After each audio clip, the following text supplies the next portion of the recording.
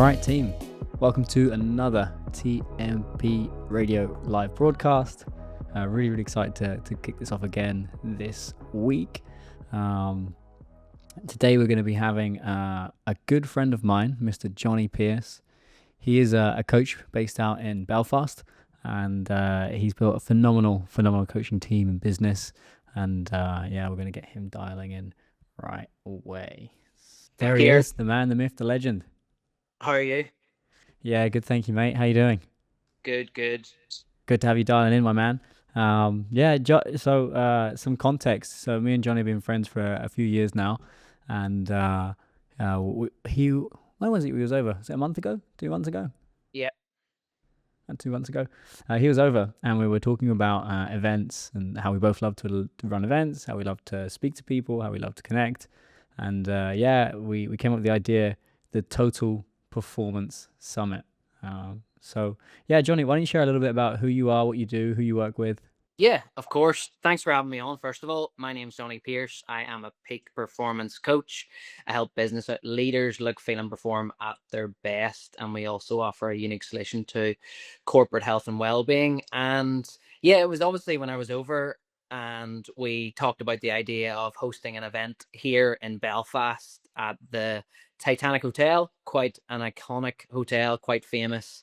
And we're bringing together over 100 business leaders into the room to learn. And essentially, the Total Performance Summit, it's an opportunity for people that are in the trenches all the time. They're busy, they're under pressure. It's a chance to step away from that. And I don't know about you, but I think people are craving human connection more than ever, an opportunity to get in a room and get around other people who have been where they want to go and learn from real life people. I think in a world filled with AI, social media, technology, we're all craving that opportunity to be in a room with people who have been there and done it. So I'm incredibly excited for that. Yeah, I totally agree. I think also everybody's getting a little bit screen fatigued, and then I heard the phrase earlier this year, which was double screening. Like a lot of people double screen life, right? They'll be looking at their laptop whilst also looking at their phone, whilst also not kind of being present in either. And I think there is a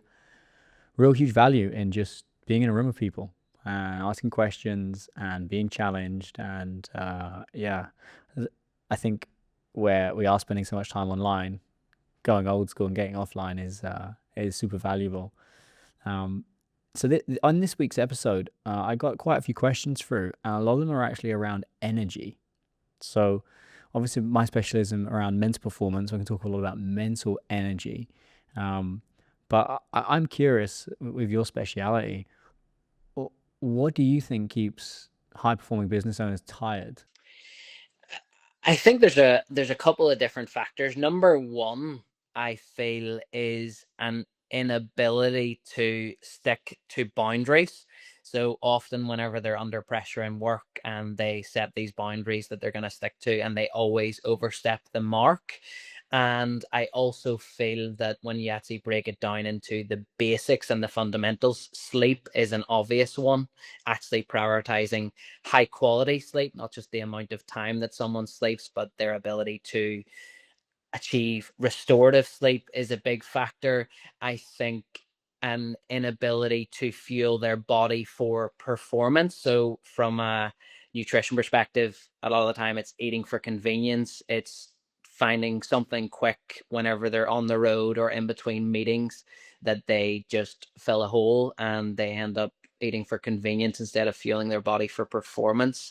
I also feel that a lack of movement daily, when you spend all day in your office and you're at the desk and you never actually move away from it, it actually affects your energy in a negative way. So there's lots of different factors, and I think being busy generally in our uh, hometown, often we talk about using busy as a badge of honor, and often that is the thing with these business leaders. They are feeling that if they're busy, they're successful. So that's a big factor. So there's a couple of different things that I mentioned there, but happy to dive into more detail. But the fundamental basic things is poor quality food, lack of movement daily, not prioritizing and focusing on sleep, overstepping boundaries, and hydration's a big one too. People are kind of ineffectively or dehydrated all the time, and it's actually impacting them in a really big way that they don't actually realize it.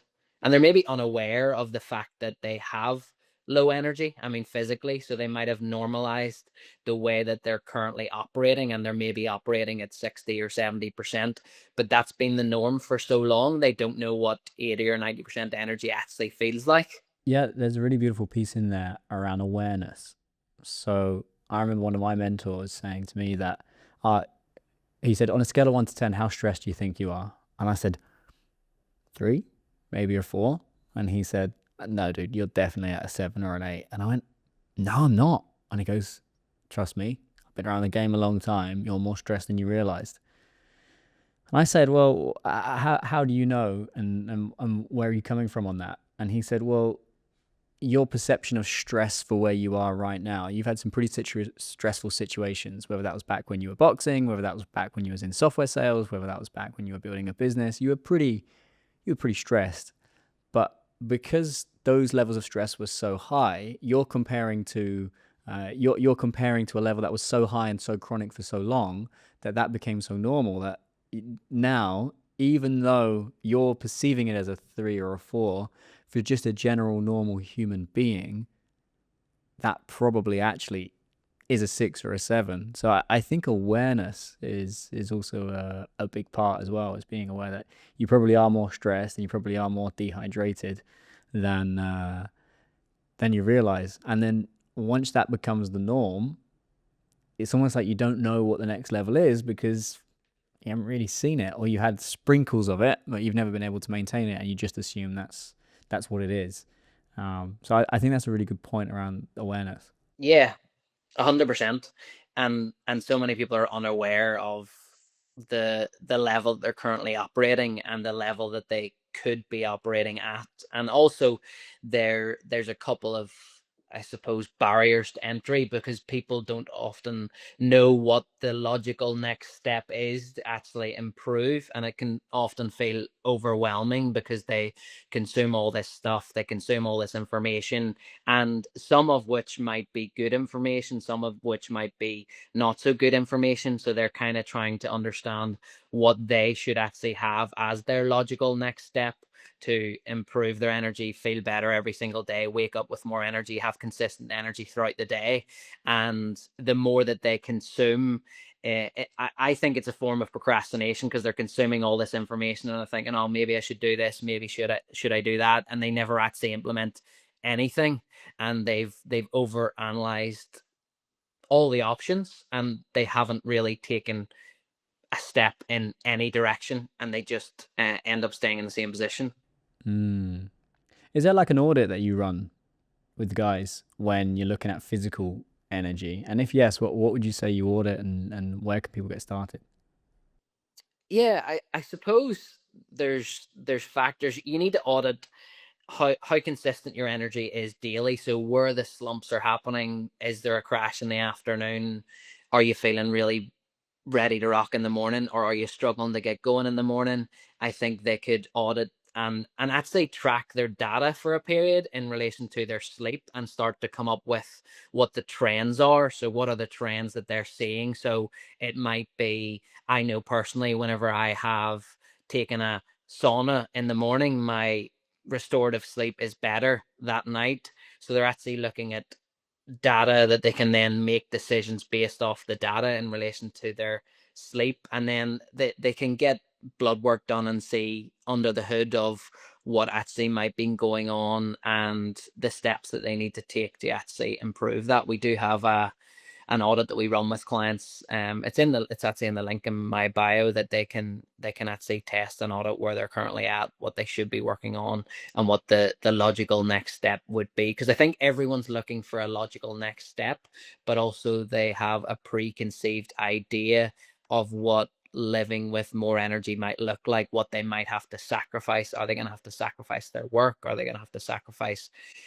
socials, family time, whatever it is that's important to them? So they're often sometimes I think, and I've been thinking about this a lot this week, and I've had a few conversations about it. Sometimes when you set goals in an area of your life where you're currently falling down, we often have to accept or write down in black and white what failure is going to look like. And so many people don't want to actually look at what failure could be. So they never really set any goals in the first place. Yeah, I like that's a nice way of looking at it, is pre-planning for failure. That's a nice view, because the fear of failure killed more dreams, in my opinion, than anything else actually did. And I think by highlighting, look, this is likely where I'm going to fail, and this is what it's going to look like, but it's building up that resistance to failure. It's building up that resistance to, yeah, something that I see with most business owners is trying to be perfect on delivery, trying to be perfect in business, trying to be perfect in all of it.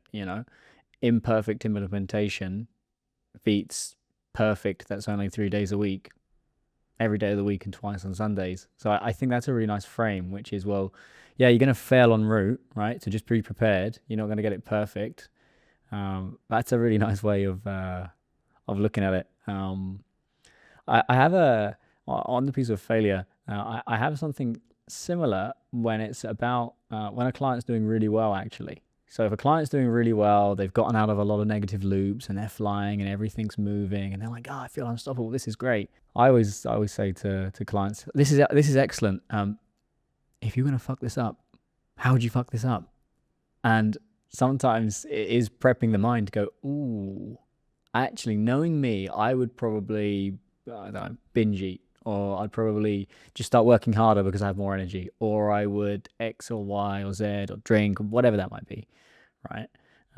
So yeah, I think addressing failure, falling in love with failure, not being afraid of it, it's definitely a powerful tool. Yeah, and I think on the topic of fear of failure, I think one of the biggest things that I see business leaders do is they have a fear of not following through because they've been in this position where they have achieved great success in work and they've got a family and they've achieved what people would perceive as success. So stepping into a journey of looking, feeling, or performing better feels uncomfortable because they're the type of person that does follow through. So they don't want to commit to something that might mean they have to make a change, or they don't want to be that person that starts something and doesn't finish it because their whole life they've been the person that starts things and then they get them finished no matter what they have to do to get them finished. Mm.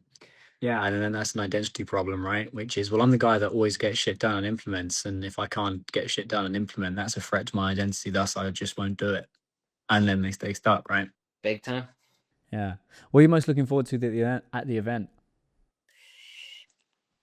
Well, I'm excited to catch up with you, obviously, and hear more about what you have to share on mental performance, because I think even with a health fitness journey, transformation happens from the neck up. So it's going to be great to dive into the actual psychology of what that looks like, what keeps people stuck, why they can't actually move forward, and why they maybe create these stories that are stopping them from doing what they want to do. So I'm excited to hear from yourself. I'm also excited to connect with some of your clients that are coming, some of my clients that are coming. It's going to be a great mix of your clients, my clients, and then also the people that have purchased tickets. So it's a good mix of people that are probably experiencing similar challenges. What I've learned from hosting events like this in the past is there's often common themes that come up, and regardless of the level that the people in the room are playing at, there's similar challenges, and sometimes it's nice to know that you're actually not uh, bumping up against things on your own, and there's other people that you might have. One big thing that I've learned from these events is there's all these people that I look up to, that I'm inspired by, and then whenever they're open, honest, and vulnerable about a challenge that they have potentially experienced, it makes me realize that not everyone has got it all figured out. And I'm excited to obviously be in a room full of people that are doing that. They're on that journey. They're pushing themselves, they're challenging themselves to become better. And at the end of the day, anyone that is in that room is so far ahead of their competitors because they're willing to actually step up and learn and develop, and they have parked their ego and they've realized that I'm going to raise my hand at this event and I'm going to go and I'm going to learn and I'm going to feel inspired. And I suppose, yeah, that's really what I'm looking forward to, being in a room full of great people. And there's already people that have purchased tickets from the UK, people coming from Killarney, which is like 5 hours away from Belfast. There's loads of cool things happening, and loads of cool people coming, so I'm excited for that. Yeah, cool. Yeah, me too. Obviously, genetically, half my genetics come from Belfast, so yeah, it'll be cool to spend a bit more time there, thinking about uh, with the event, just meeting people. At one point, one of my companies, Total Mental Performance. Did you know that 65% of our clientele was from Northern Ireland? Really? Yeah, it was mental. Like we were sat in a meeting, and one of my team went, "Why are like half my clients Irish?" And then another team member went, "Yeah, I've got the same thing." And like, yeah, we had like this 6 month period where like most of our clientele was there, but never run an event in Ireland or Northern Ireland. Never been over that way. So yeah, it's been a long time coming to head over, and yeah, I'm really looking forward to it. I also love just how much fun it is to go out on these adventures and go and meet people, because I think it's easy to kind of get stuck behind your desk, staying in your base camp, because it's easy and it's comfortable, and I've got my gym around the corner and I know where everything is. But actually, sometimes just going, all right, let's go out into the world and go and make some shit happen is also very valuable as well. So yeah, I can't wait for it, brother. Yeah, 100%. And changing your environment and being in a different location, and like you say, most people don't step away from their office enough, and they spend all day every day in the same four walls, and that essentially is probably killing their ability to progress without them even realizing it. Yeah. And also, look, if you want to try and solve problems and change things, you can't do it with the same level of thinking that created those problems. So we're getting into different rooms, different environments, different places. It forces you to look back at yourself and your business back in your base camp from a different lens and a different view and a different perspective. So yeah, yeah, immensely valuable. Well, guys, look, if you want info on the event, just write event in the comments. Me and Johnny will get in touch with you. And if you guys have got any questions, then just fire them over. Johnny, mate, thank you so much for jumping on the radio. And I think we're catching up on Wednesday next week. So I'll see you then. Look forward to it, brother. Thanks for having me. See you soon. All right, man. Big love. See you later. Bye. Cool. All right, guys. That was Mr. Johnny Pierce. Like I said, doing an event together over in Belfast on the 14th of May. So, yeah, if you want to check out details, please just get in touch, and I'll send you a link where you can take a look at the event and see if you can get hold of any tickets. Cool. All right. Well, moving on. I got a couple of questions in this week, one via email and another one via Instagram. Let's have a look.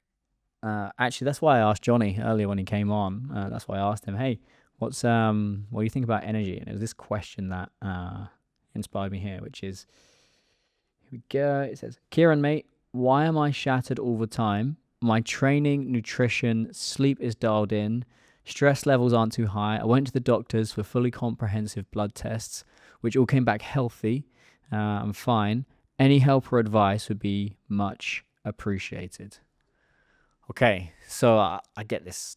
I get this question a lot around energy. How do I have more energy? And for this gent that's written in, look, assuming medically everything is okay, medically everything is fine. There's a couple of places I'd start, and the first is actually it's a coaching tool from this right back from the '60s, which is called the energy audit. So all you need to do is just grab a simple piece of paper, draw a line down the middle. On the left side, you write down drains, and then on the right side, you write down energizes. And then on the left column, all the way down, you write down tasks, habits, people, thoughts, places, and things. And all you do is you just write down on the drains side What are the tasks that are draining you? What are the habits? What are the thoughts, people, places, things? You write all of those down.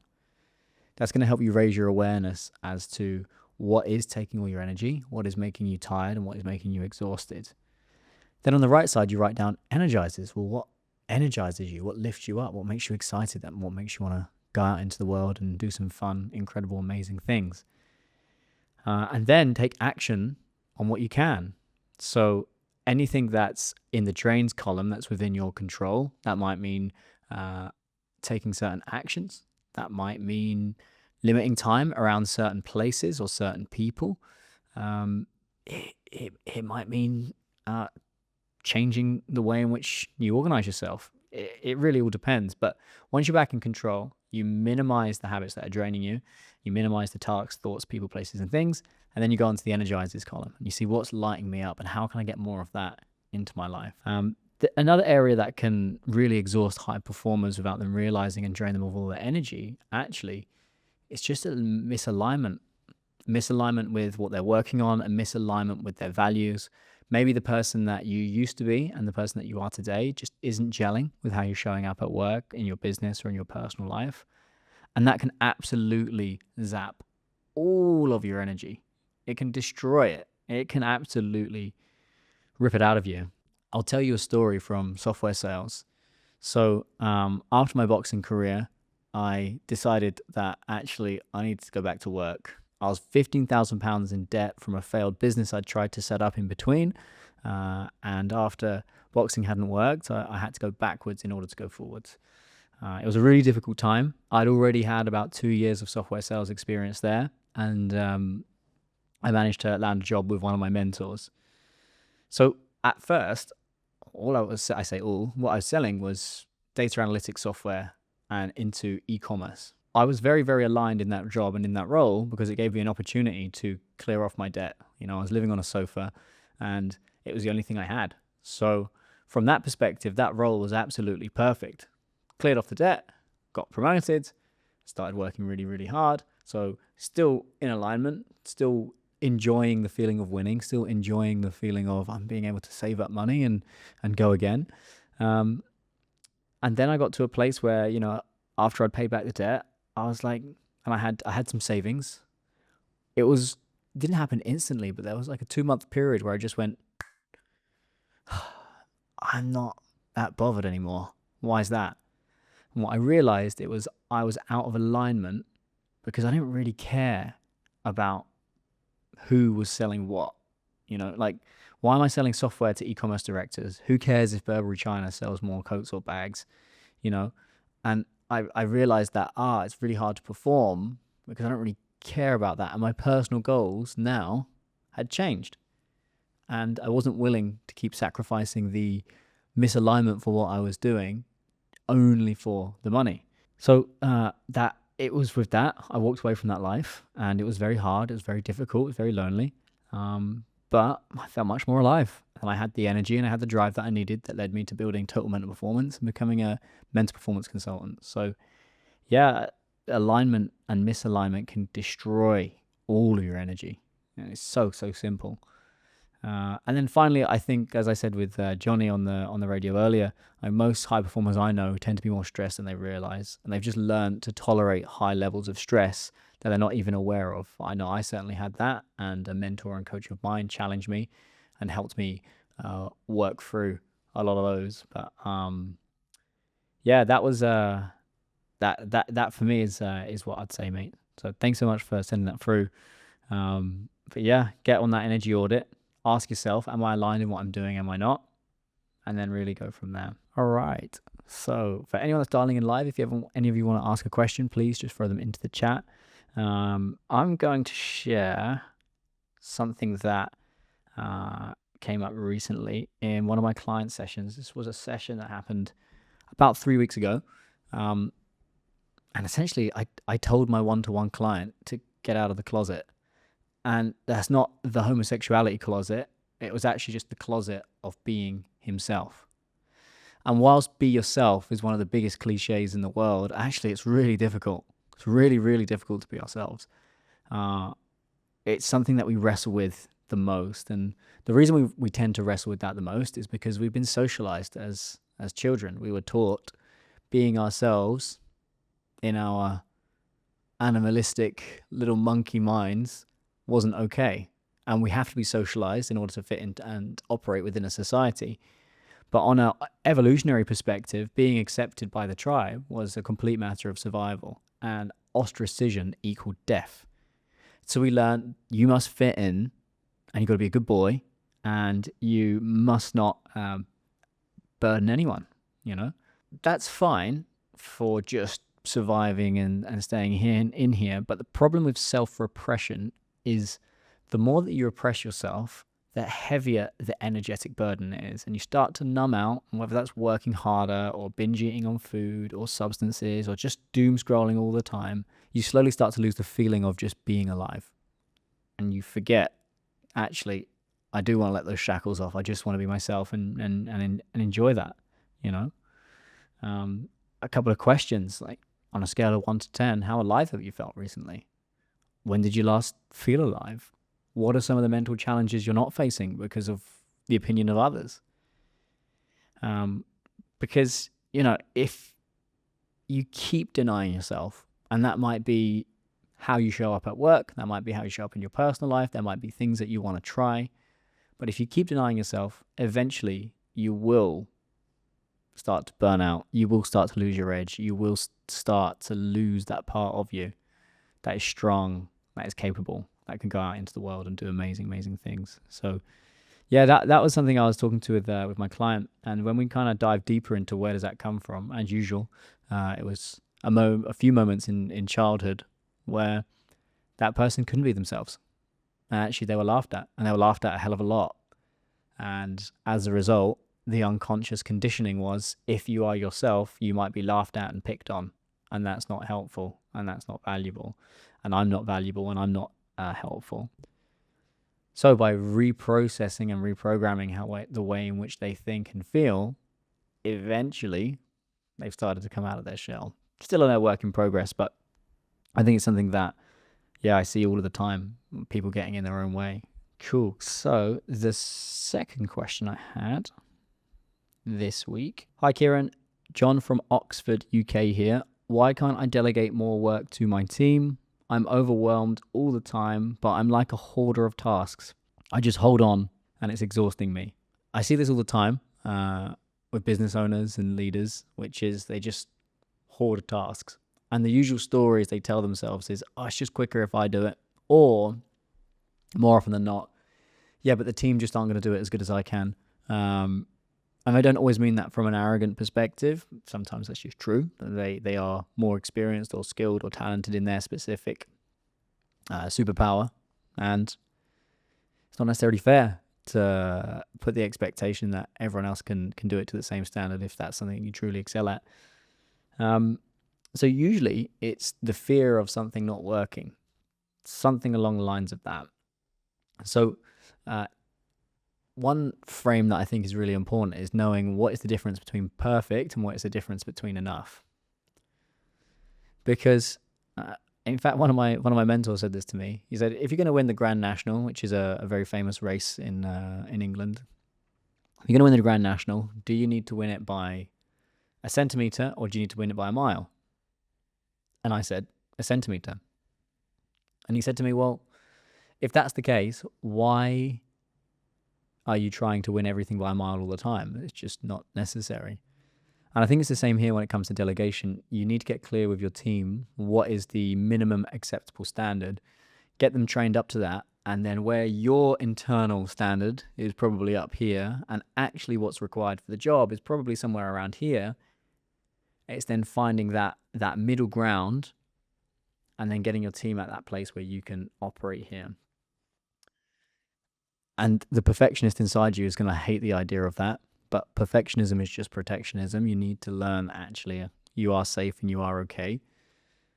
So I think that's one part. The other part is actually looking at, well, have you hired the right team and have you got the right team members in there that you can trust and you can work with? And if the answer is no and they're not up to standard, well then, you've either got to train them and have the patience to get them up there. But if they can't get there, then they can't get there, And then finally, just with that, is once you're clear on what the minimum standard is, the other part is actually backing yourself to hand things off and understand that, the team will make mistakes from time to time. Very rarely, almost never, is one mistake going to destroy the entire business. Very unlikely that's ever going to happen.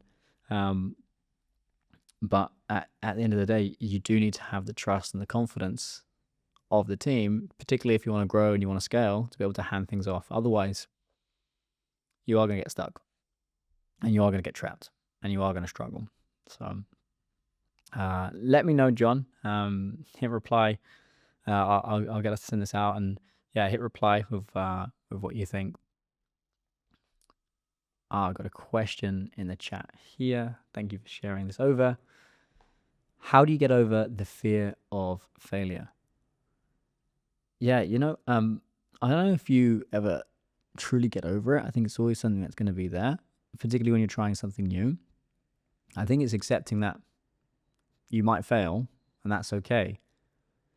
Chances are the fears of failures that we tend to struggle with aren't usually life or death. It tends to be more about ego or identity or the way in which we view ourselves.